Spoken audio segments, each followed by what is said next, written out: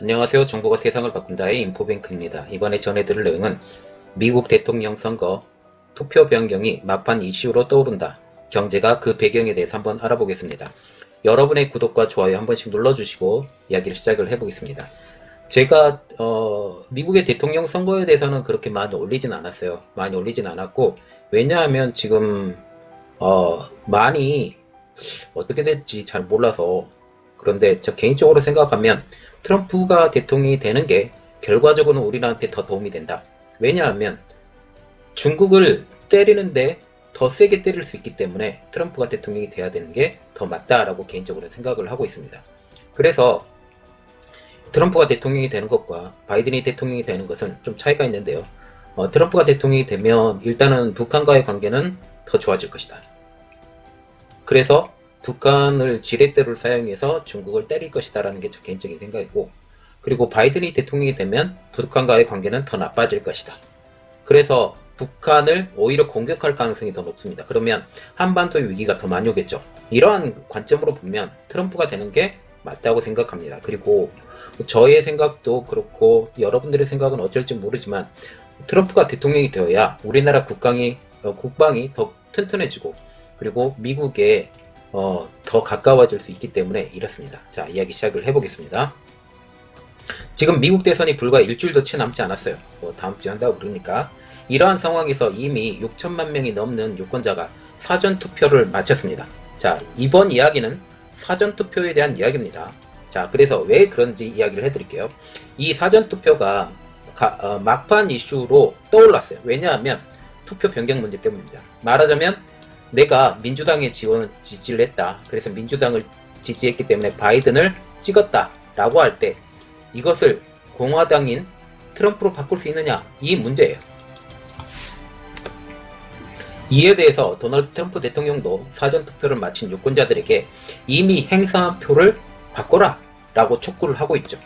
트럼프 대통령은 27일 날 트위터를 통해서 3차 TV 토론 직후 다음과 같은 내용을 구글 트렌드에 떠올랐다고 말하고 있습니다.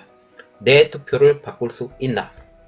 왜 그러냐면 그 3차 TV 토론 이후에 내 투표를 왜 바꿀 수 있느냐라고 생각을 하면 트럼프를 지지했던 사람이 갑자기 바이든이 바뀐 거나, 아니면 바이든을 지지했던 사람이 트럼프로 바뀌거나, 이러한 사람들이 이렇게 말을 한다는 거죠. 그런데 제가 보기에는 지금 현재 바이든을 지지했던 사람이 트럼프로 옮겨갈 가능성이 더 높다라는 거죠.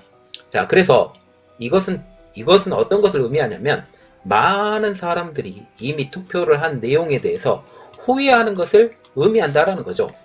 이에 대해서 트럼프 대통령은 트위터에 이렇게 올렸습니다. 변경하라. 지지를 변경하라. 이렇게 나오고 있죠. 자, 트윗에 올린 내용입니다. 자, 지금 이렇게 말을 하는 게 구글에 Can I change my vote? 이렇게 나왔다는 거죠. 이것을 구글에서 사람들이 많이 찾았다라고 지금 얘기를 하고, 그리고 이것에 대해서 자기 대답은 yes 라는 거죠. 그래서 go do it. 해라. Most important election of your life. 너의 생애에 대해서 가장 중요한 투표가 될 것이다 라고 지금 독려를 하는 것입니다. 그러면 왜 투표 변경이 막판 이슈로 떠올랐을까요? 실제로 구글 트렌드에 따르면 미국에서 지난 22일 TV 토론 직후 Can I change my vote라는 구글 검색량이 갑자기 급증한 것으로 나타나고 있습니다. 이는 TV 토론을 본 유권자들이 이미 행사한 표를 바꾸고 싶다 라고 생각한 것에 대해서 여러 해석이 나오지만 바이든 후보의 발언이 적잖하게 영향을 미친 것으로 보인다는 게 공통적인 의견입니다. 특히 바이든 후보는 석유산업 폐쇄에 발언을 했어요. 석유산업 폐쇄, 이것은 다르게 말하면 파리 기후협약이죠. 파리 기후협약에 다시 들어가겠다. 그러면서 내가 화석연료로 쓸 수 있는 자동차를 줄인다든지 이런 식으로 지금 얘기를 한 것 같아요.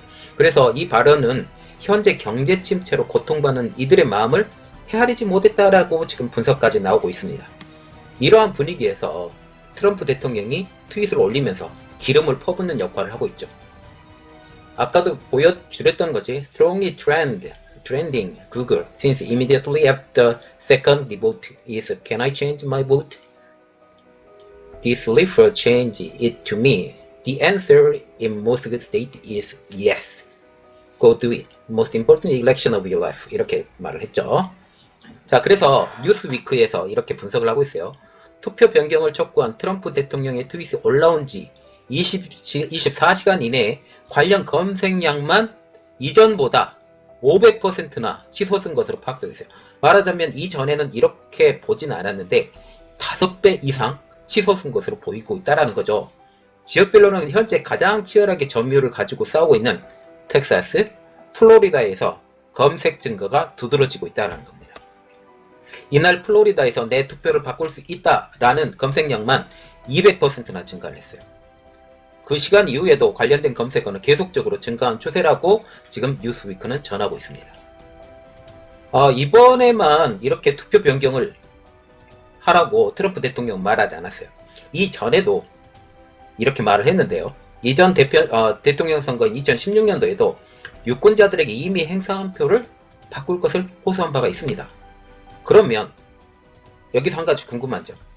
이미 기표한 표를 바꿀 수 있느냐? 라는 문제죠. 이것은 미국의 주마다 법이 좀 달라요. 그런데 몇몇 주에서는 바꿀 수 있다고 합니다. 즉 주마다 주법에 의해서 투표 변경이 허용이 되는 것이죠.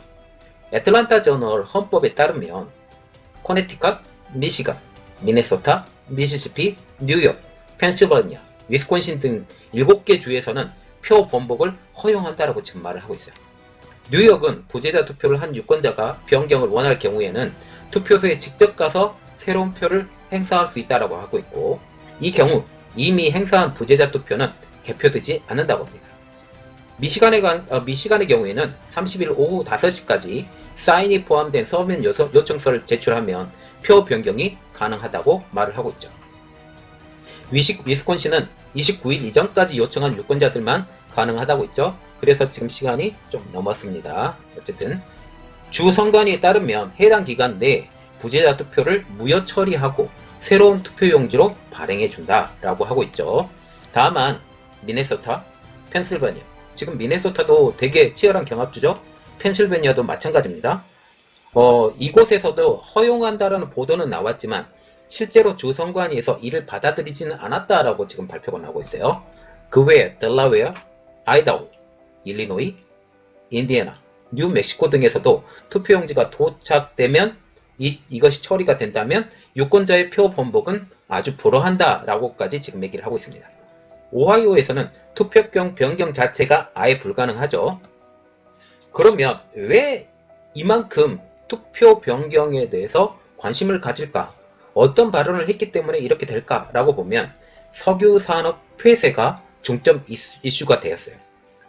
현재 미국은 트럼프 대통령의 당선 이후 파리 기후협약에 탈퇴한 상황이죠. 이러한 상황을 배경으로 셰일가스의 채굴이 많이 허용이 되면서 미국을 현재 제1의 석유 수출국으로 올리는 성과까지 만들어냈습니다. 그래서 셰일가스의 개발이 어마어마하게 쉽고 이것을 통해서 미국이 제1의 석유 수출국으로 떠오르게 된 것이죠. 이것을 기반으로 해서 미국이 어떻게 되냐? 세계 석유 시장을 좌지우지하게 됐어요. 이것을 누르기 위해서 오펙이 어마어마하게 지금 노력을 해가고 있다라고 보고 있는데, 그러나 이번에 코로나 사태를 통해서 약간은 여지가 좀 생긴 것으로 보이고 있습니다. 어쨌든 다시 본론으로 들어가서 트럼프 대통령은 이번에 격전지가 된 필라델피아의 앨런타운을 방문해서도 다음과 같이 연설을 했어요. 바이든은 미국 석유 산업을 전부 없애겠다라는 계획이 확인된다. 그건 펜실베니아 가족들에게도 셰일가스를 분리해내는 수압 파쇄법도 질자리도 에너지도 없애는 것이다 라고 지금 강조하고 있습니다. 이에 대해서 민주당 후보인 바이든 전 대통령도 부랴부랴 진화에 나섰죠. 펜실베니아 체스터에서 기자와 간담회에서 이렇게 말했는데, 나는 유전을 폐쇄하지도 않을 것이고 프래킹도 금지하지도 않을 것이라고 밝혔습니다. 그러면 바이든 후보가 언급한 프래킹이 무엇인지 한번 알아보겠습니다. 프래킹이란 퇴적암층에 화공약품을 투입해서 고압 폭파시켜서 셰일가스를 추출하는 기술로 환경 파괴의 논란이 많이 일었었죠. 이겁니다. 자, 이게 전통적인 천연가스 시추 방법이에요. 이 방법이. 그냥 파이프라인을 꽂아서 천연가스를 시추하죠. 그런데 지금 쉐일가스는 어떻게 바뀌냐? 쉐일층은 좀 깊게 파져 있어요. 그리고 많이 들어와야 돼요. 그래서 이걸 쭉 넣어서 쉐일층에 들어가면 여기서 고압으로 뿌려져 나가는 프라이킹을 이용해서 추출 분리해내는 거죠. 그래서 지금 바이든은 이렇게 말을 해주고 있어요. 나는 청정 에너지에 투자할 것이고 석유 회사에 보조금을 주지 않겠다라고 말을 했어요. 프래킹을 허용하겠다는데 이 말을 했다라는 거죠. 청정 에너지에 투자할 것이고 석유 회사에 보조금을 주지 않을 것이다. 이렇게 되면 어떻게 돼요? 기존 정통 석유 회사들이 굉장한 반발이 일어나겠죠. 그리고 셰일가스 업체들도 굉장한 반발이 일어납니다. 이것에 기대고 살고 있는 사람 어렵겠죠. 즉 석유 산업의 즉각적인 종신을 추진한다는 것은 아니다라고 하면서 이렇게 강조한 것입니다. 그러면서 중요한 건 2050년까지 탄소 배출 제로를 목표로 하고 100% 청정 에너지 경제로 전환을 제시했습니다. 이렇게 되면 어떻게 돼요? 탄소 배출 제로 그리고 청정 에너지 경제, 이것은 다른 것과 또 맞물려 있는데 자동차 산업과 맞물려 있습니다. 자동차 산업이요. 어떻게 맞물려 있느냐? 지금 자동차 산업은 기존 내연기관의 자동차 산업이 있죠. 이 내연기관의 자동차 산업과 이 내연기관의 자동차 산업을 쓰면 탄소 배출 제로가 되지 않는다. 이렇게 되면 전기차나 수소차로 이동을 하든지 그 중간 단계인 하이브리드 차로 옮겨야 되는데 이렇게 되지 쉽지 않다. 지금 이렇게 진행되어 가고 있지만 지금 그 바이든 전 부통령이 만약 집권을 하게 되면 어디가 작살났냐? 석유업계. 기본적으로 석유업계고요. 두 번째로 어디예요? 자동차업계. 이거 생각을 하셔야 됩니다. 따라서 이와 같은 로드맵으로 화석연료 기업에 대한 연방 보조금을 중단할 뿐만 아니라 연방 소유 토지에서 신규 시추도 허용하지 않겠다라고 말을 하고 있어요. 지금 연방 소유 토지에서 셰일가스 많이 파내고 있습니다. 이것 자체를 아예 금지시킨다라는 거죠. 특히 격전지인 펜실바니아는 선거인단이 20명이나 걸려있고 석유, 가스 산업의 일자리가 정말 많은 곳입니다. 2016년도 대선에서도 트럼프 대통령이 펜실바니아, 미시간, 위스콘신, 플로리다주에서 근소한 차에 승리를 거둔 곳이기도 하죠. 자, 지금 보시면 어떤 내용이냐? 이번에 3차 TV 토론이라고도 부르고 2차 TV 토론이라도 부릅니다. 물론 2차 TV 토론이 없어졌기 때문에 2차 TV 토론이 더 정확한 말이겠죠. 그러나 여기서 바이든은 이렇게 말을 했어요. 탄소가스 제로 쪽으로 움직인다.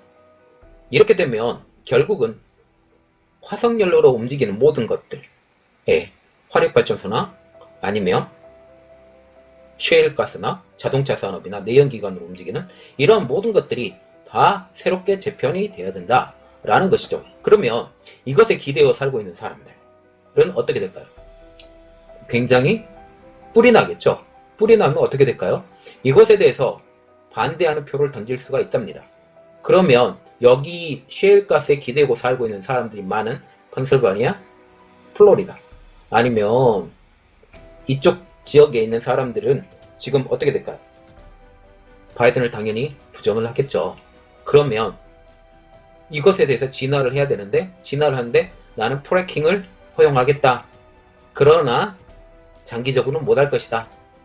라는 메시지를 던졌어요. 그래서 지금 이게 막판 이슈로 올라오지 않았느냐라고 생각합니다. 이번 내용은 여기까지였습니다.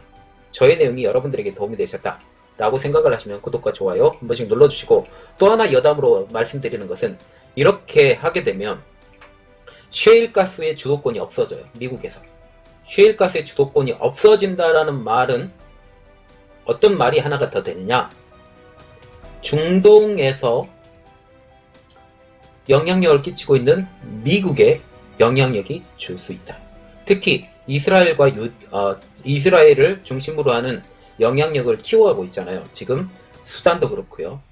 그리고 바레인, 그리고 어디냐요? 아랍에미레이트. 이렇게 지금 이스라엘과 국교 정상화가 되어가고 있잖아요. 그리고 순익파를 자기 손안에 쥐고 있는데 이것이 자칫 잘못하면 무너질 수 있다 라는 말까지 나오게 된다라는 거죠. 그러면 지금 현재 물론 장기적으로는 그쪽 길로 가야 되는 건 맞습니다. 그러나 현재로서는 중국을 누르기 위해서는 특히 중국과 이란과 이 카르텔을 누르기 위해서는 더 크게는 1대1로 상황을 누르기 위해서는 이것은 아직은 버려야 될 카드가 아니다 라는 것이죠. 이것까지 생각하고 우리가 접근을 해야 될 것 같습니다. 이번 내용은 정말 여기까지였습니다. 저희 내용이 여러분들에게 크게 도움이 되셨다면 구독과 좋아요 그리고 알림 설정까지 좀 부탁드리겠습니다. 감사합니다.